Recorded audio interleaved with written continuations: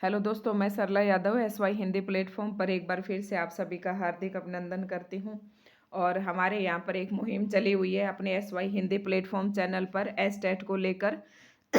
तो हम जी तोड़ मेहनत कर रहे हैं, प्रयास कर रहे हैं कि आपके लिए जो एसटेट टीजीटी पीजीटी एसटेट का जो सिलेबस है वो हम कंप्लीट करवा सकें, और ताकि बच्चों का जो प्रेम है इसी प्रकार से बना रहे। और अब हम पढ़ रहे हैं यहाँ पर बसंत भाग 1। आपके सिलेबस में मेंशन है बसंत भाग 1। उसके मैं 5 चैप्टर पढ़ा चुकी हूँ, और पांचवा मैंने एक पहले एक और पढ़ाया है, उसको आप देख लेना। लेकिन ये एनसीईआरटी का चैप्टर है पांचवा, मैंने अभी जो अपने हरियाणा के जो स्कूलों में 6 क्लास में जो बुक लगी हुई है उससे मंगवाया है। क्योंकि अगर गूगल पे देख रहे थे तो कुछ और ही चैप्टर यहाँ पर अक्सर अक्सर की कहानी थी, कुछ इस तरीके से चैप्टर का नाम था। उसकी वीडियो मैंने बनाकर डाल दी है, अगर आप पढ़ना चाहें तो उसे भी पढ़ सकते हैं। लेकिन उसकी जगह पर अब जो मैंने फिलहाल जो हमारे बच्चों के लगी हुई 1-2 चैप्टर उसमें से कट कर दिए गए हैं, तो शायद वो चैप्टर काट दिया गया है, लेकिन आपको पढ़ लेना है। और अभी जो फिलहाल 6 क्लास में जो बसंत बाग 1 लगा हुआ है उसमें चैप्टर नंबर 5 साथी हाथ बढ़ाना है।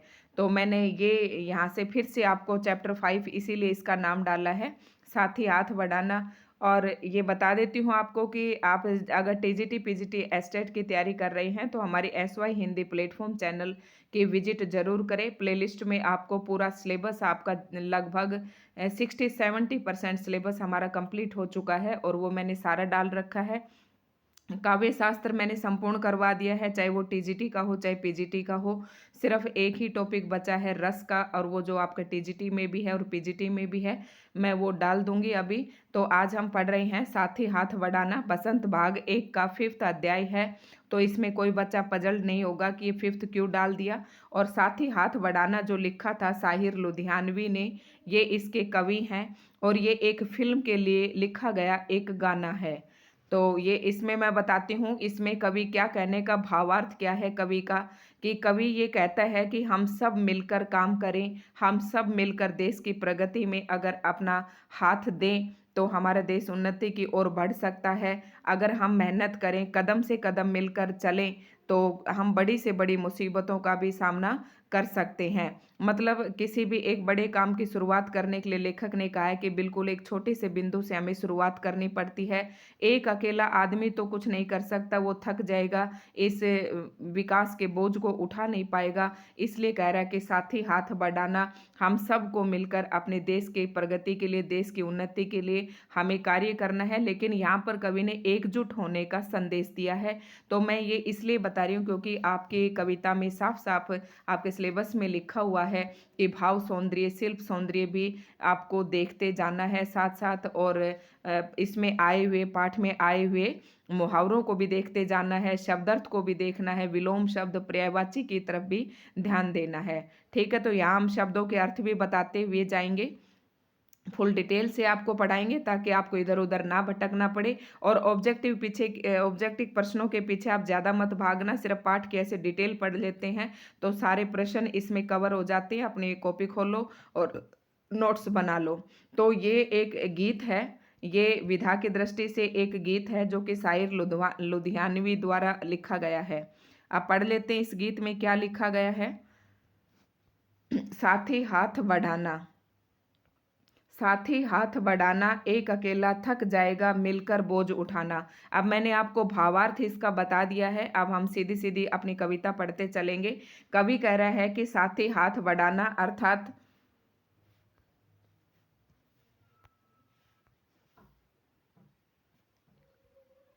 साथी हाथ बढ़ाना, कवि साहिर लुधियानवी ने एक गीत लिखा था और फिल्म के लिखा था। मैंने कविता का पूरा आपको जो भावार्थ है वो आपको बता दिया है। साथी हाथ बढ़ाना, कवि कहता है कि साथियों हमें मिलकर चलना है, एक अकेला थक जाएगा मिलकर बोझ उठाना है। कवि यहाँ पर शाहिर लुधियानवी जी कहते हैं कि एक अकेला आदमी कुछ नहीं कर सकता, इसलिए हमें देश की उन्नति का, विकास का जो बोझ है वो हमें मिलकर उठाना है, साथी हाथ बढ़ाना है, अर्थात साथी हमें मिलकर चलना है। तो हाथ बढ़ाना ये मुहावरा बन जाता है अपना यहाँ पर। साथी हाथ बढ़ाना, हाथ बढ़ाने का मतलब है सहायता करना। और आगे है, हम मेहनत वालों ने जब भी मिलकर कदम उठाया। हम मेहनत वालों ने जब भी मिलकर कदम उठाया।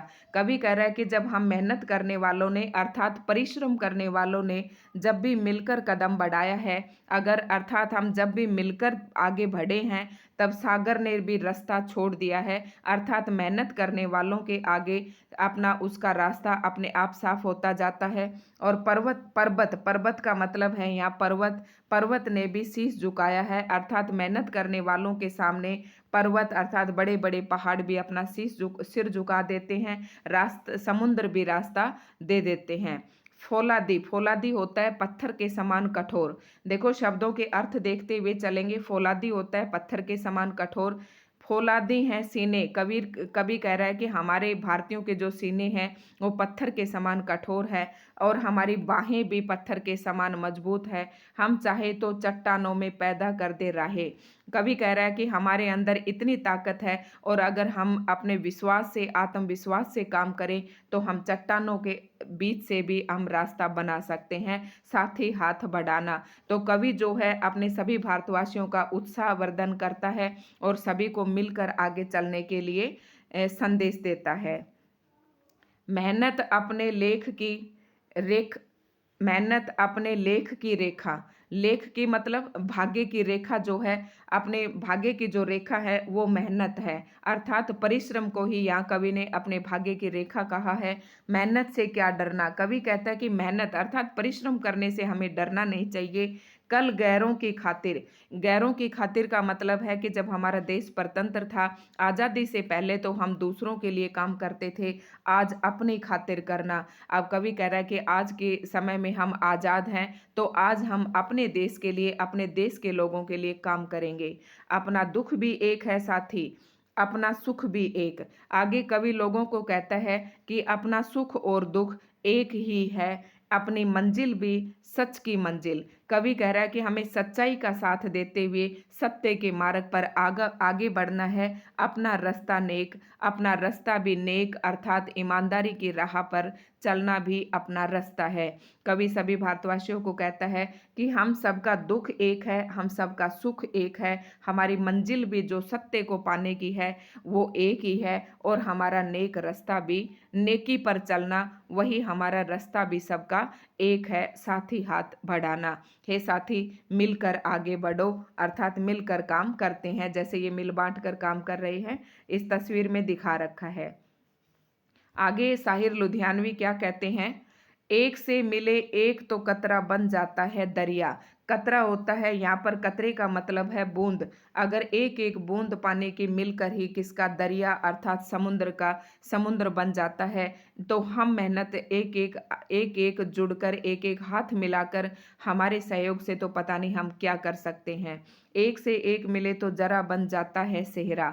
या जरा का मतलब है रेत का कण, और सहरा का मतलब है यहाँ पर रेगिस्तान। जब एक एक मिट्टी के कण को मिलाकर जब इतना बड़ा रेगिस्तान बन सकता है, एक से मिले, एक से एक मिले तो राई, राई होता है सरसों के दानों से। अगर सरसों के दानों को मिलाकर हम बन सकती है पर्वत, अगर पहाड़ बन सकता है, तो एक से एक मिले तो अगर इंसान एक से एक मिल जाए तो बस में कर ले किस्मत। तो हम अपनी किस्मत को वश में कर लेते हैं। यहाँ पर कवि ने ये कहा है कि कई लोग केवल भाग्य के भरोसे बैठे रहते हैं, किस्मत के भरोसे रहते हैं, वो सफल न होने पर अपनी किस्मत को कोसते हैं। लेकिन कवि उन लोगों को संदेश देता है कि किस्मत के भरोसे नहीं बैठना है। जब एक एक कतरा मिलकर समुद्र का निर्माण कर सकता है, एक एक मिट्टी का कण मिलकर जब रेगिस्तान बना सकता है, राई राई मिल मिलकर जब पहाड़ बना देती है, तो हम सारे मिलकर सभी इंसान का मतलब सारे इंसान मिलकर हम सभी की किस्मत को वश में कर सकते हैं। अर्थात हमें भाग्य के भरोसे नहीं बैठना है। तो ये कविता का भावार्थ था, शायद आप सभी को समझ में आ गया होगा। अब ये प्रश्न जो हैं आपके लिए इतने खास नहीं है, क्योंकि अगर प्रश्न इसमें से आता है तो आप उसका आसानी से आंसर भी कर देंगे।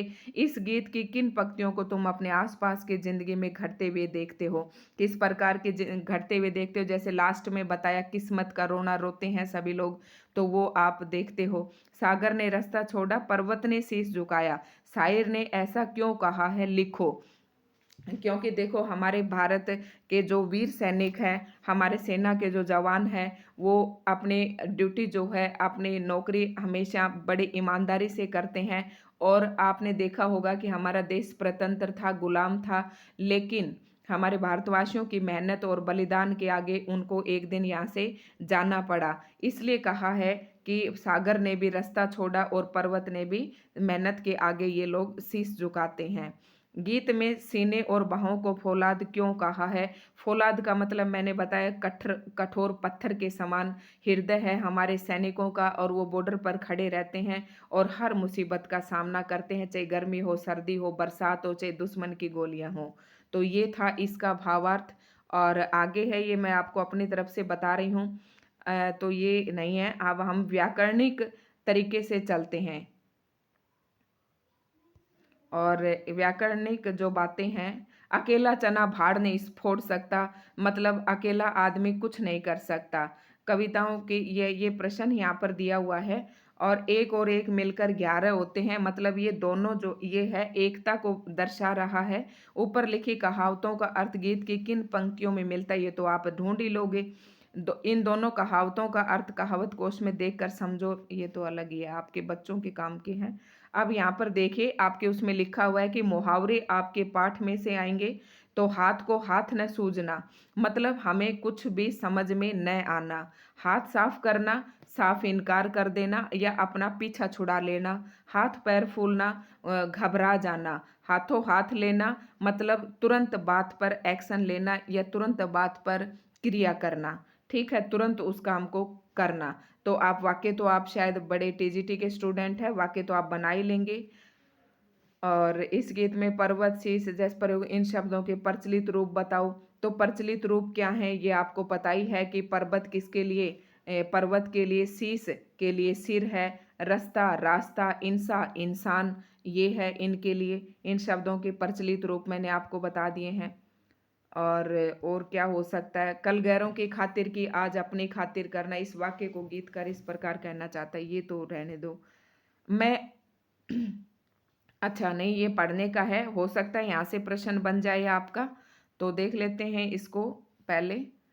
कल गैरों की खातिर की आज अपनी खातिर करना, एक पंक्ति दी गई है आपको। इस वाक्य को गीतकार इस प्रकार कहना चाहता है, तुमने कल गैरों की खातिर मेहनत की, आज तुम अपनी खातिर करना। इस वाक्य में तुम करता है जो गीत की पंक्ति में छंद बनाए रखने के लिए हटा दिया गया है, मतलब तुम यहाँ पर दिखाया नहीं गया है। उपयुक्त पंक्ति में रेखांकित शब्द अपनी का प्रयोग करता तुम के लिए हो रहा है। तो सबको पता है कि अगर तुम अपनी, ये सरनाम है, मतलब संज्ञा के स्थान पर जो आता है वो सरनाम होता है, इसलिए ये है सरनाम है। ऐसे सरनाम जो अपने आप के बारे में बताए उन्हें क्या कहते हैं, निजवाचक कहते हैं। तो तुम, अपनी, ये क्या है, ये कल गैरों की खातिर की आज अपनी, अपनी जो है ये निजवाचक सरनाम कहलाते हैं। और निज का अर्थ होता है अपना। निजवाचक सरनाम के 3 प्रकार होते हैं जो आपको नीचे दिए गए वाक्य में रेखांकित है। तो 3, ये देखो प्रश्न 1 जरूर आता है यहाँ से, निजवाचक इसमें सरनाम में। मैं अपने आप घर चले जाऊंगी, जो काम खुद को खुद से करना पड़े वहां पर निजवाचक वाक्य होता है। एक क्वेश्चन यहाँ से एस्टेट में जरूर आता है, पिछली बार भी आया था। मैं अपने आप, मतलब खुद, खुद कह रहा है कि आप घर चले जाओगे, तो यहाँ पर क्या है, निजवाचक सर्वनाम है। बब्बन अपना काम खुद कर सकता है, मतलब वो खुद के लिए ही कह रहा है, तो अपना भी निजवाचक सर्वनाम है। सुधा ने अपने लिए कुछ नहीं खरीदा, तो अपने लिए भी यहाँ निजवाचक सर्वनाम है। अब तुम भी निजवाचक सर्वनाम के निम्नलिखित रूपों को लिखो।